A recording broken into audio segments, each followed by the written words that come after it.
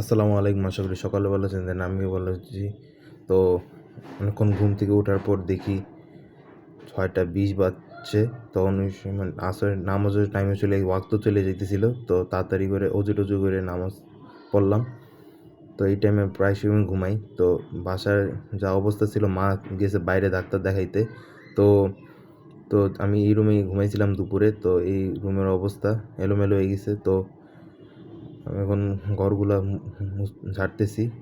তো এরপরে আরেকটা রুম, এই 3 রুম ঝাড়তেছিলাম। তো এই রুমের অবস্থা দেখি প্রচুর মানে এলোমেলো। তো একটু সুন্দর মতো পরিষ্কার করে নিই। দাদা আসলে বলে যে না কিছু একটা করছস। আমার আসলে ছোট ছোট ঘরের কাজ মোটামুটি বলতে গেলে খুবই ভাল লাগে। এগুলো হেল্প করতে আমার খুবই ভাল লাগে ছোটোবেলা থেকেই। তো আমার পড়ার টেবিলও ছিল, ছোট ছোট খাতা বইগুলা। তো খাতা বইগুলা ঠিকঠাক মতো গুছিয়ে নিচ্ছি যাতে একটু দেখতেও ভালো লাগে।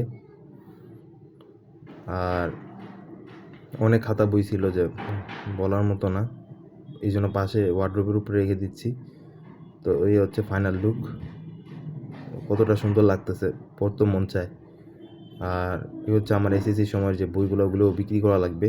তো এটা হচ্ছে আম্মুর রুম। এই রুমও প্রায় গোছালো, প্রায় সময় কিছু অল্প মানে অগোছ ছিল। তো এগুলো পরিষ্কার করলাম। তো তারপরে কাজ করছিলাম যে টুলের উপরে কিছু কাপড় চোপড় ছিল, কাপড় চোপড়গুলো ভাবলাম কী করবো, এইগুলি করলাম পরিষ্কার।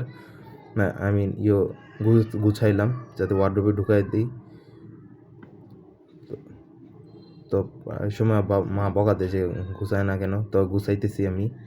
আর তো এইগুলো কাজও মোটামুটি ভালো লাগে আমার। আপনি যে কাজই করেন না কেন, কোনো কাজকে ছোটো না, সব কাজই বড় করে দেখার হয়। আর সব কাজই সম্মানের। আর ঘরের ছোট ছোট কাজও করাও একটা সম্মানের। এটা হচ্ছে গুছানোর পর অবস্থা। এটা আমি অফ ক্যামেরাতে আমি ওয়ার্ডরোবে ঢুকে দেবো। আশা করি ভিডিওটি এই পর্যন্ত। সবাই ভিডিওটা ভালো লাগে, চ্যানেলটা সাবস্ক্রাইব করুন, পাশে থাকবেন। আসসালামু আলাইকুম।